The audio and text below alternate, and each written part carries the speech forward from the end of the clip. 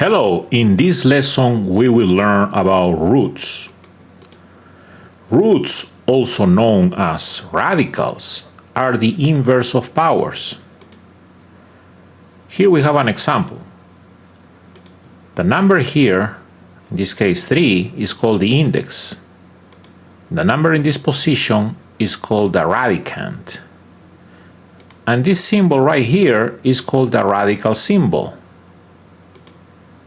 Now, this is named cube root of 8. Later we'll see more about naming roots.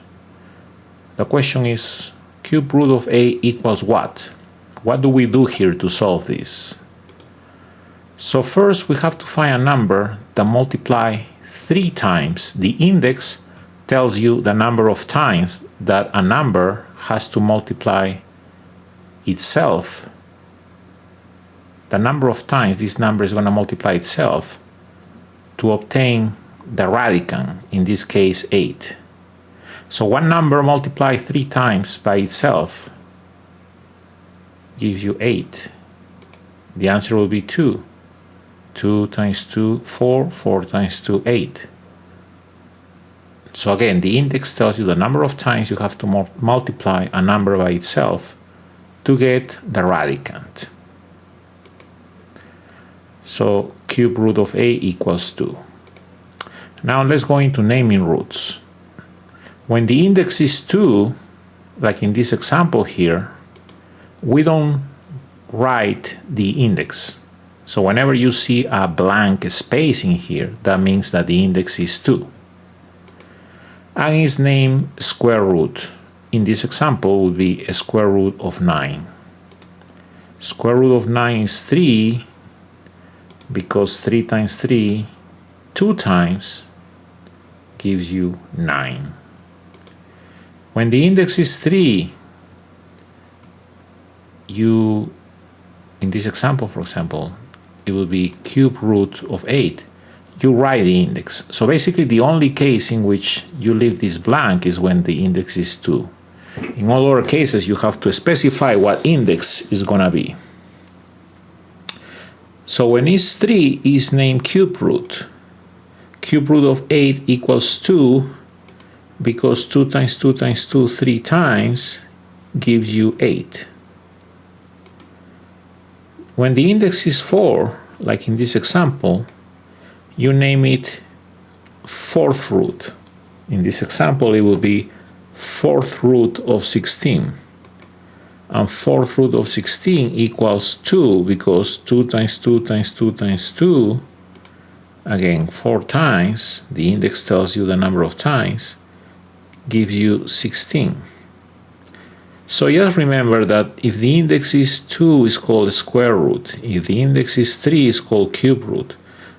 If the index is a larger number, 4, 5, 6, you call it fourth root, fifth root, sixth root, and so forth.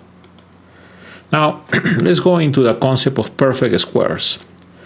Perfect squares are numbers that are the result of multiplying a positive integer 2 times by itself. For example, 4 is a perfect square because it's the result of multiplying 2 times 2, right? You're multiplying 2 times, which is the same as 2 to the power of 2. 9 is another perfect square. It's the result of multiplying 3 times 3. 16, 4 times 4. 25, 5 times 5, and so forth. So basically, every time you take a positive integer and you multiply by itself, or you raise it to the power of 2, you are going to obtain a perfect square. 4, 9, 16, 25, 36, 49, and so forth. Why are perfect squares important?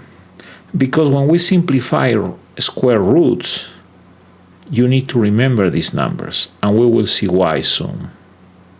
Okay? A square root of a perfect square will give you a positive integer.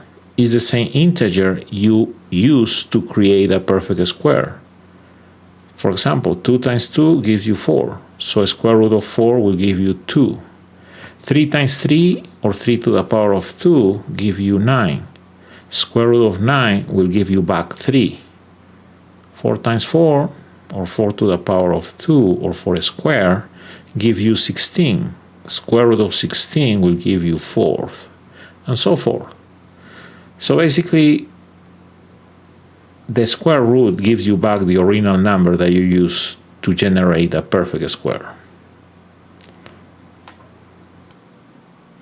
Okay, so here on the left, I have the square roots of the perfect squares, right? Square root of 4, 2, square root of 9, 3, and so forth. Now we're going to solve some problems here, okay? So let's see. For example, what happens if they give us a square root of 100? Of course, one way to do this is use a calculator and get a decimal. But sometimes they don't want a decimal as an answer. They want a radical in the answer. So what we have to do is we have to split this into two parts. Okay? Basically into two numbers that multiply together give you 100. One of them, or both of them, have to be a square root. In this case, actually square root of 100 is 10, because 10 times 10 is 100. So here we didn't need to split them. But what happens if they give us something different, like, I don't know, something like square root of 300? If they give us a square root of 300, then we have to split this in two parts.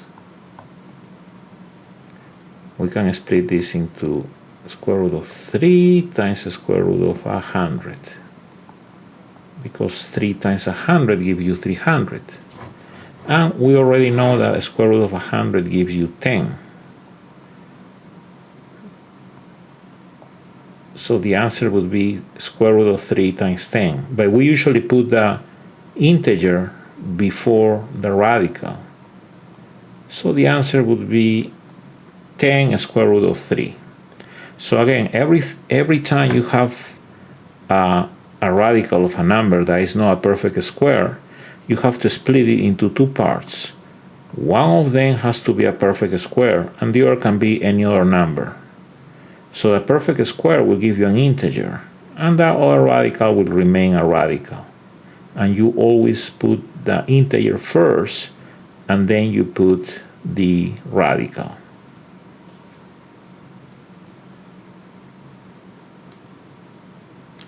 Here we have another example. They give us a square root of 50. So we're going to split it into two parts. One of them has to be a perfect square. For example, here we have the list 4, 9, 16, 25, 36, 49, 64, and so forth. So 50 would be 25 times 2, right? So I'm going to split this into two squares. 25 and 2, because 25 times 2 is 50. A square root of 25 is 5. So I put this 5, and here I put the square root of 2. So that will be the answer, 5 square root of 2. So just remember, one of these has to be one of these in the list. So you just have to know how to split a number into two factors. One of them has to be one of these numbers on here, and the other can be any other number. Okay? Here we have another problem. This time we're not using the perfect squares, because both of them are perfect squares.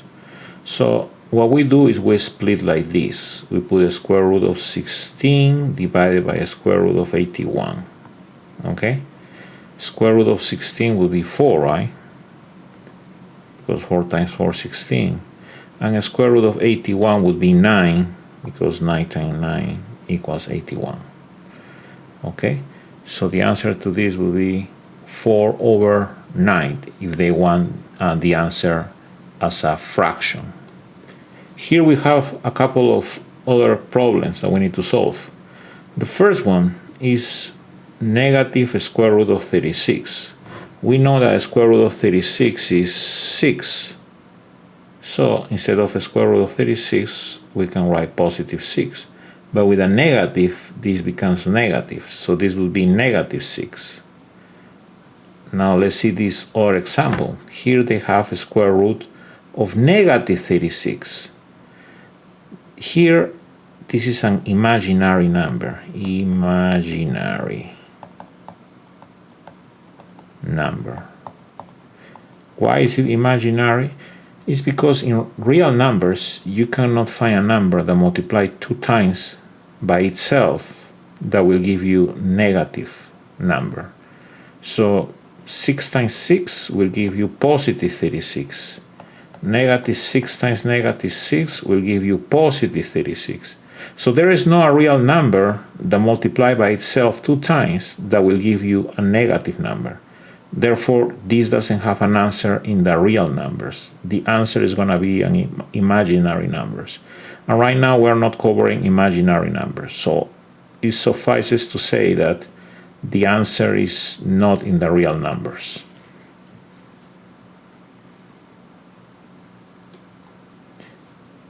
Okay, so here we have another example. This time they give you a variable, right? Square root of x to the power of 8. So every time you have an expression where you have an exponent here and a radical here, you always write your x. 8, the exponent here, would be the numerator, and the index would be your denominator, in this case 2. Okay? So always this exponent goes in the numerator and the index goes in the denominator. So this will be x to the 4, because 8 divided by 2 is 4. Okay? Just remember that property. Okay, so for this problem here, we have a square root of 16b to the power of 4. So we have to split them. We will split this into square root of 16 times a square root of b to the power of 4. Okay? A square root of 16 is 4. Remember, 4 times 4 is 16. Now, for this second part, again, whenever you have a variable and you have an exponent and a radical index, in this case 2, you're going to put the exponent in the numerator, and the index, which is 2, in the denominator. So this will be 4b to the power of 2, because 4 divided by 2 is 2. So this would be your answer for this problem. So finally, if they give you something like this, right? You know this would be x8 divided by 2, right? x8 goes in the numerator, 2 in the denominator. That will be the same as if they give you this expression here on the right, okay? So this will be exactly the same. It will be x8 over 2, okay? Because that exponent can go inside here. So there are some cases where there are some differences here, but we won't be touching those cases. For now, just consider these two expressions the same in terms of both of them are going to be simplified as x to the power of 4.